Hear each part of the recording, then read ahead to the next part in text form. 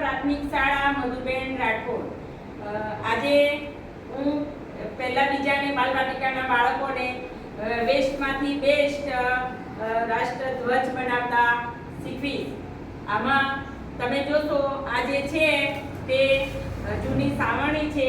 જૂની સાવરણીના પીછા છે એ તોડી નાખીને એમાંથી લાકડી બનાવી છે. અને બીજું છે જે આ વ્હાઈટ કાગળ લીધું છે એ જૂની નોટબુક છે મારા બેબીના બાબાની. અને એમાં જોશો તમે પાછળની સાઈડે જે કોરો ભાગ છે એ ભાગ મેં લીધો છે અને એના પર આ રીતે ચિત્રકામ કર્યું છે.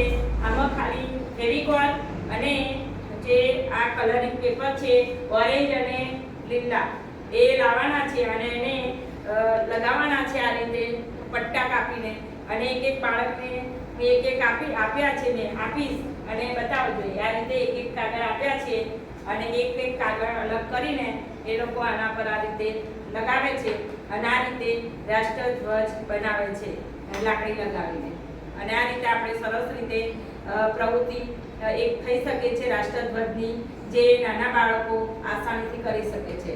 Thank you.